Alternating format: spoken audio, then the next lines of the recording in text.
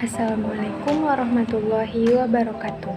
Perkenalkan, saya Andriani Putri dengan NIM 12131274779 dari kelas 2B Pendidikan Geografi Universitas Islam Negeri Sultan Syarif Kasim Riau. Baiklah, pada kesempatan kali ini saya akan menjelaskan mengenai bentuk lahan asal marin. Yang pertama, pengertian lahan asal marin. Bentuk lahan asal proses marin dihasilkan oleh aktivitas gerakan air laut baik pada tebing curam, pantai berpasir, pantai berkarang, maupun pantai berlumpur.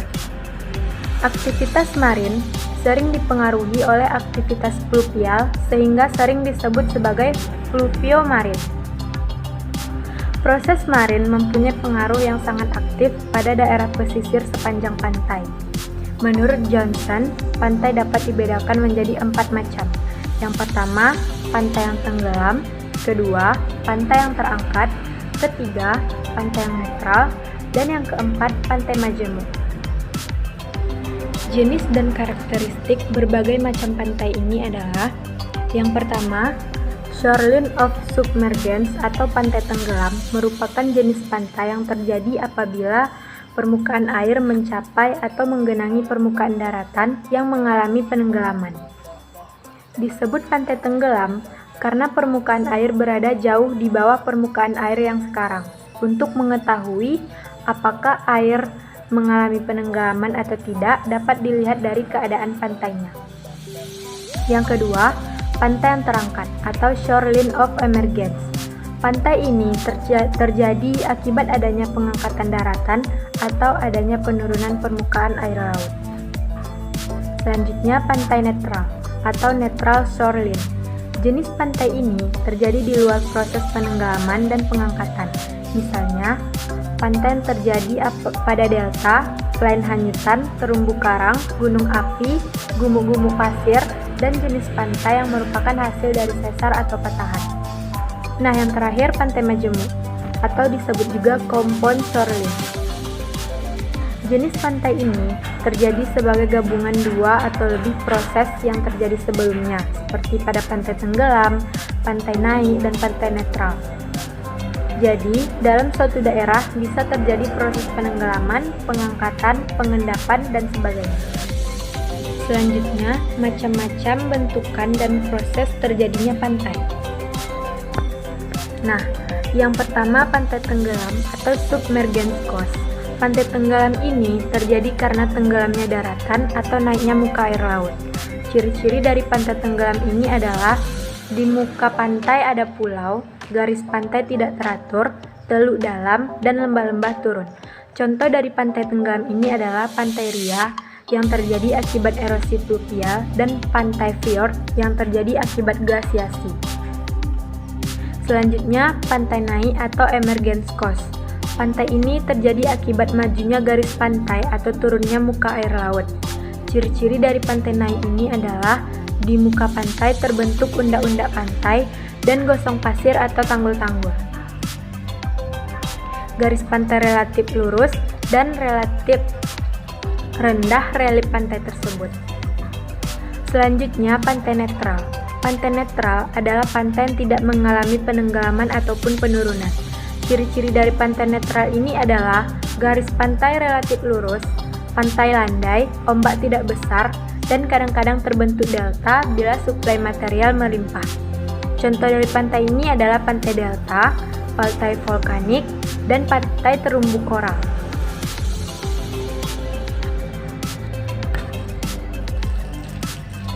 Bentukan dan proses lahan asal marin selanjutnya adalah pantai sliff.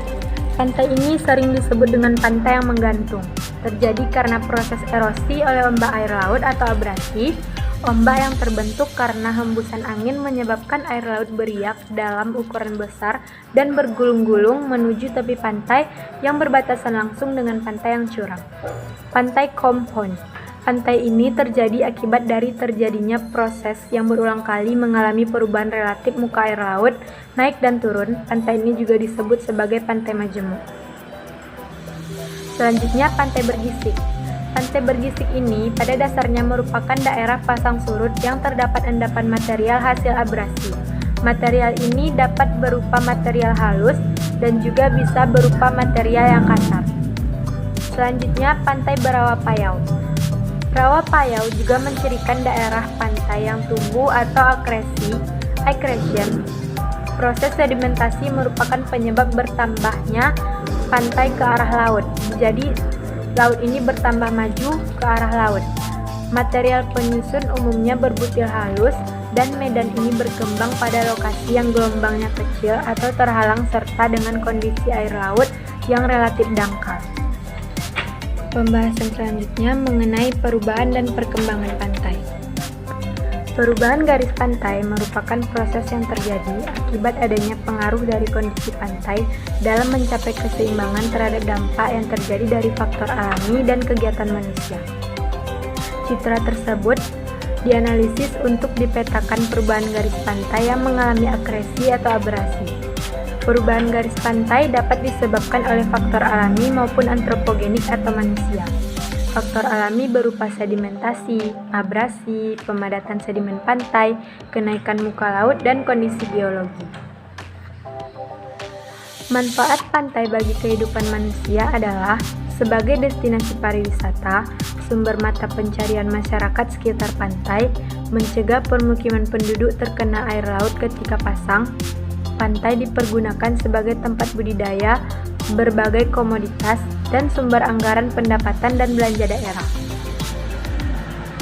Selain manfaat tadi, pantai juga ada beberapa masalah yang terjadi dalam pembangunan di kawasan pesisir dan lautan di Indonesia.